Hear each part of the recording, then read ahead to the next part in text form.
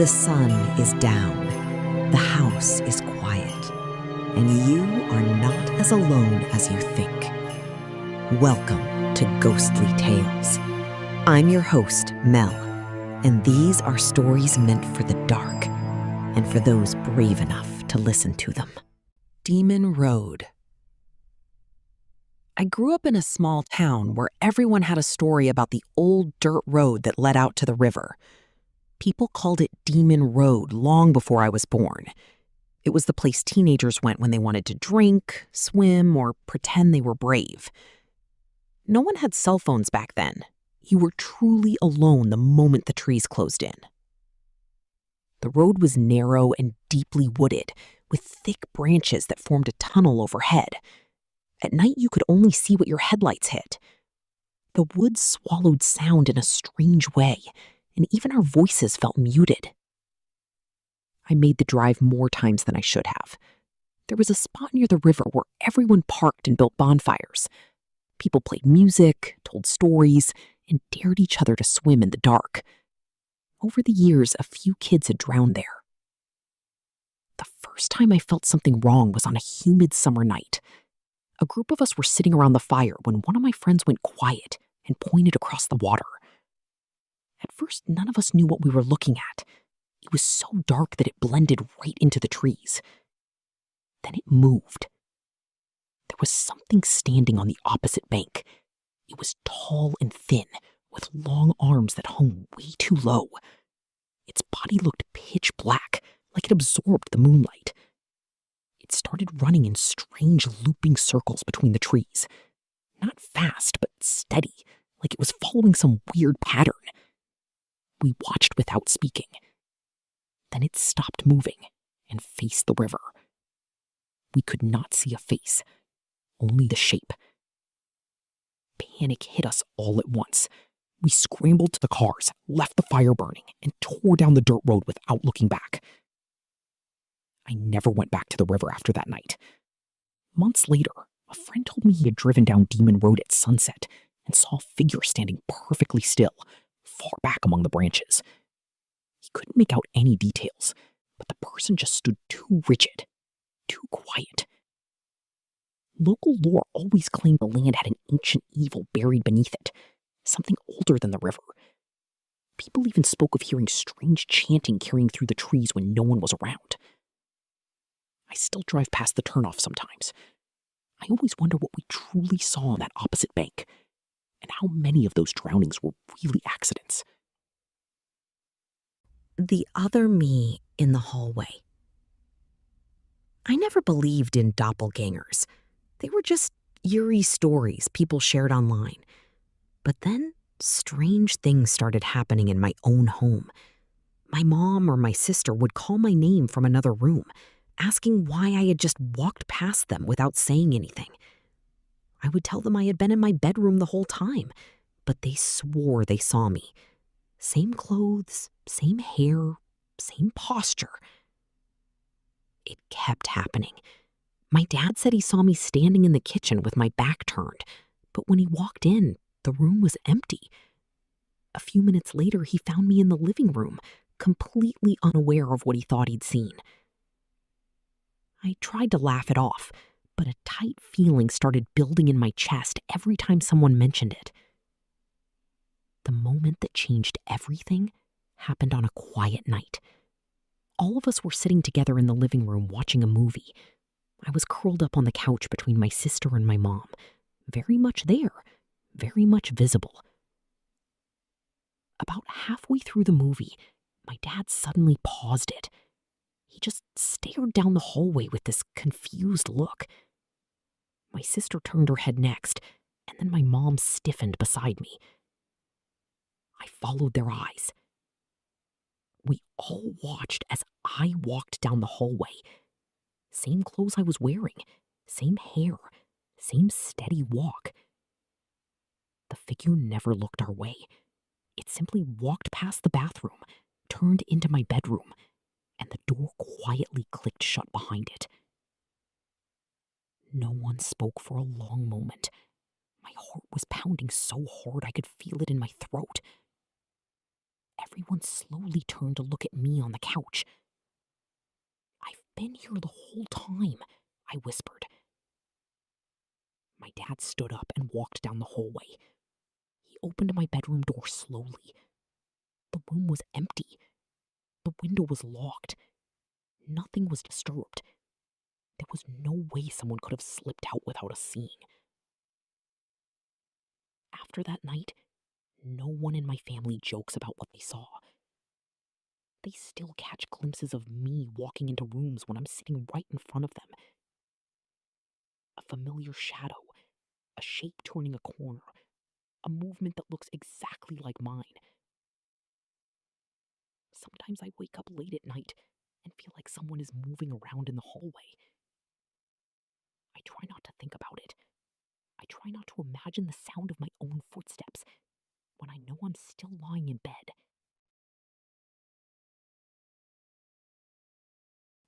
The apartment next to me. When I moved in, the landlord mentioned the unit next to mine had a high turnover rate. People usually stayed 6 months to a year, but no one ever renewed their lease. He said some apartments just never seem to keep tenants. The first time I heard the crying, the unit was empty. It was late, a little after midnight. At first, I thought it was someone outside, maybe a woman talking on the phone. But the sound was muffled and steady, coming through the shared wall. Soft crying, the kind you hear when someone thinks no one else is listening. I stepped into the hallway to make sure it was not coming from another apartment. Everything was quiet out there. When I came back inside, the crying was still there, unmistakably next door. The next morning, I asked the landlord if someone had moved in overnight.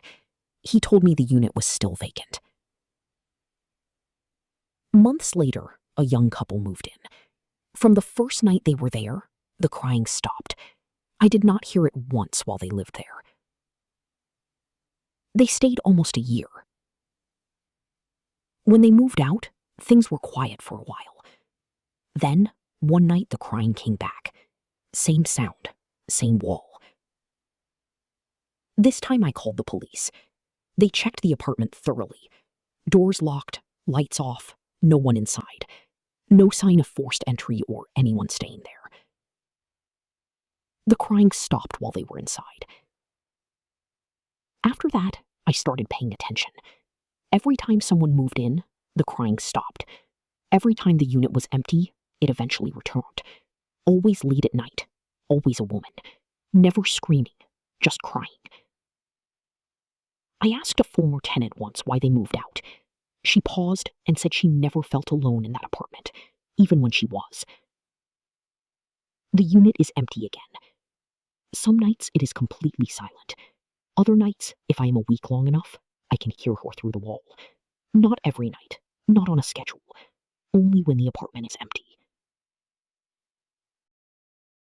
The kids beyond the tree line. When I was little, my grandparents owned a large piece of land far outside town. Acres of trees, tall grass, and an old dirt path that cut through the woods behind their house. Every summer, I played out there from morning until dinner. I was never alone. There were other kids who played with me. At least, that is what I believed then. They were always already there when I went outside, standing near the tree line or sitting along the path, like they had been waiting. 2 boys and a girl, all around my age.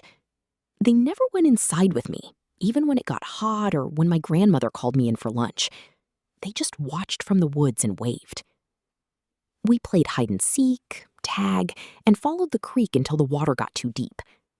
They never said much, mostly smiles, pointing, quiet laughter. I do not remember their names, but they knew mine. Hearing them say it felt normal back then. One afternoon, I asked my grandmother if the neighbors' kids could stay for dinner. She looked confused and asked which kids. I pointed toward the land behind the house and told her the ones who always played with me, the ones who never came inside. Her face changed in a way I had never seen before. She told me there were no children living anywhere near their property. Hadn't been for years. After that, I was not allowed past the tree line anymore. Years later, when I was grown, I asked my grandfather about it. He was quiet for a long time before telling me that long before I was born, there had been a house back there, a family with children. The house burned down one winter night. No one made it out. I went back once as an adult, walked the dirt path behind the house. The trees had grown thick, but I recognized the spot where we used to play. I stood there, listening. For just a moment, I thought I heard laughter, soft, familiar. I did not stay long after that. The laughter inside my car. I was driving a back road late one night, one of those long country stretches with no houses, no streetlights, and no cell service. Just fields on either side and trees closing in the farther I went. I had the radio low, mostly for the comfort of noise, and my mind was drifting, the way it does when you drive familiar roads on autopilot. That is when I heard it. A quiet laugh. At first, I thought it came from outside, maybe someone walking along the road or a sound carried by the wind. I turned the radio off and slowed down, listening. The road was empty. No headlights, no movement, just darkness. Then it happened again.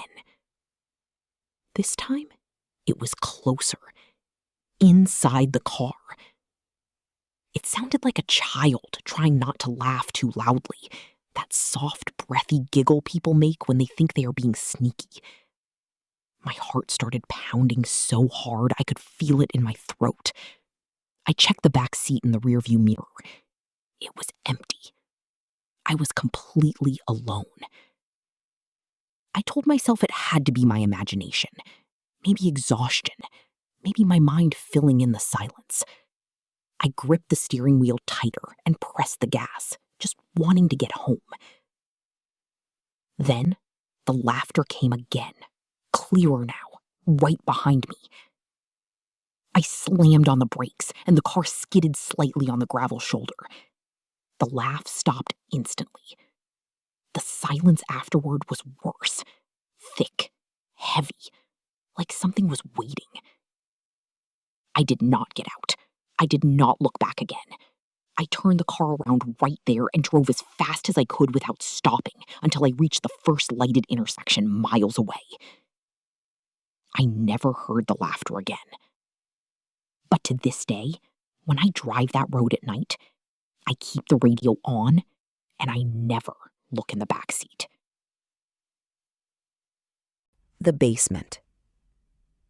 My dad was a strong believer in the supernatural, so growing up, we heard plenty of stories about his experiences. One of them always stuck with me, though: the basement.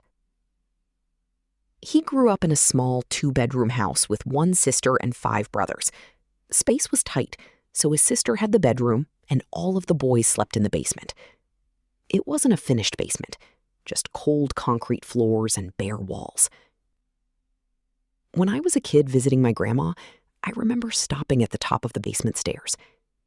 There was a mural painted on the wall where the stairs began. I always looked at it for a moment, but I never went any farther. There was a heaviness down there, the kind that makes you feel like you're being watched, even when you know no one is there. Years later, I learned why. My dad said that at night, they would often hear what sounded like a dog walking around. The distinct sound of claws tapping against the concrete, slow and steady. There was no dog in the house. It terrified them, but they tried to ignore it. One night, the sound came closer. My dad said he felt something climb onto his bed. Not all at once. Slowly. He didn't stay to find out what it was. He got up and went to his brother's bed and slept there until morning. That wasn't the only thing that happened in that basement. They heard coughing when no one was sick, laughter when everyone was supposed to be asleep, footsteps moving across the concrete. Sometimes they felt something brush against them or touch their arm in the dark. I still think about that basement. Even as a kid, I only ever stood at the top of the stairs. I never went down. Whatever was in that basement felt like it was waiting. The knock. I lived far enough away from other people that unexpected visitors didn't happen. So when someone knocked on my door in the middle of the night, it immediately felt wrong. The knock wasn't loud or urgent, just steady enough to wake me up. When I opened the door, a woman was standing on the porch. She looked tired, like she'd been walking for a while. Nothing about her seemed aggressive or panicked.